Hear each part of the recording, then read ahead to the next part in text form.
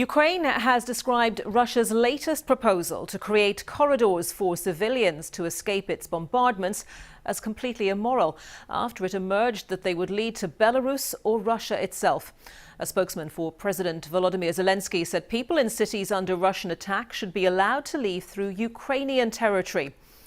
Well, Ukrainian officials have accused Russia of manipulating those corridors and funneling refugees through hostile territory. The price of oil has risen sharply in response to the continued war, reaching its highest level since 2008. And going back to the refugee situation, Poland says more than 1 million refugees have now entered its territory. Well, let's take a look at a map of Ukraine. The areas in red behind me show those with a strong Russian presence. Well, we can speak now to my colleague Yalda Hakim, who is in Lviv. And Yalda, that's about 70 kilometers, around 44 miles from the border with Poland. Tell us more about the situation there where you are.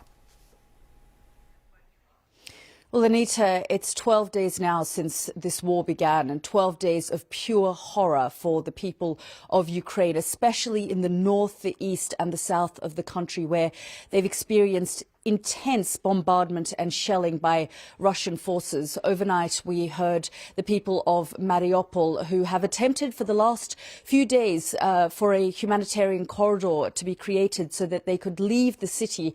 They say they continued to come under shelling, and that humanitarian corridor was unable to take place, and evacuations have stopped. There's now another attempt today to create a humanitarian corridor, not just in Mariupol, but in several cities across Ukraine. Here in Lviv, tens of thousands of people continue to arrive with horrific stories. Dan Johnson has the very latest.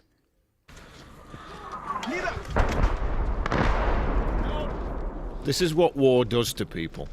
Frightens them into leaving their homes, forces them to become refugees in their own country and then eventually someone else's.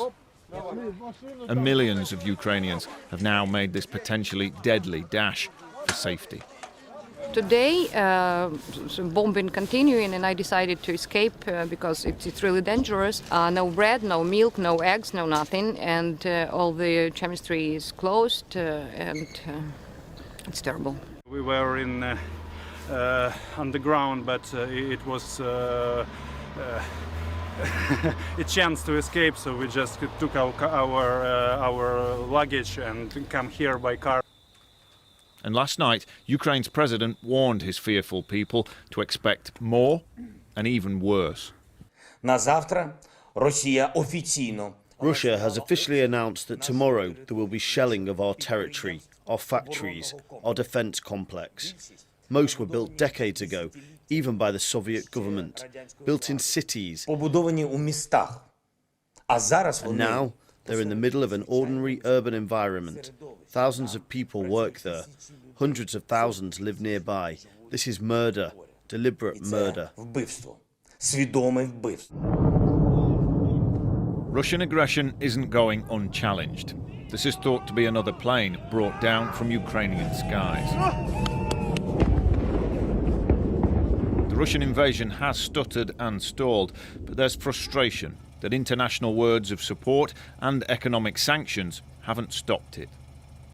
The audacity of the aggressor is a clear signal to the West that sanctions against Russia are not enough, because they didn't understand, did not feel, they did not see that the world is really determined to stop this war. You will not hide from this reality. You will not hide from new murders in Ukraine. There is a plan for Poland to send Ukraine some of its jets in return for American replacements, but NATO still refuses to impose a no-fly zone, fearful of direct conflict with Russia. So that means people in places like Mariupol suffering more of this. The daily bombardment that is wiping out cities and taking Ukrainian lives. A second planned ceasefire and evacuation wasn't able to go ahead yesterday, so the buses to safety sat empty while the shelling continued. And we heard the promise that there would be humanitarian corridors. They do not exist. Instead of humanitarian corridors, they can only make them bloody. In Russia, anti-war protests continue, despite thousands of arrests and the restrictions on reporting about the war. Ordinary Russians are seeing the impact of economic sanctions and Western businesses shutting up shop. But it is Ukrainian families feeling the worst of this. More than 1.5 million have now crossed the border, and many more are coming.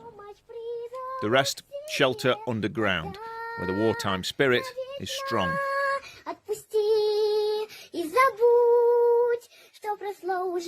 Russia's bogged-down invasion may now rely on increased bombing, which would devastate more cities. But Ukrainian resolve will be harder to break. Dan Johnson, BBC News.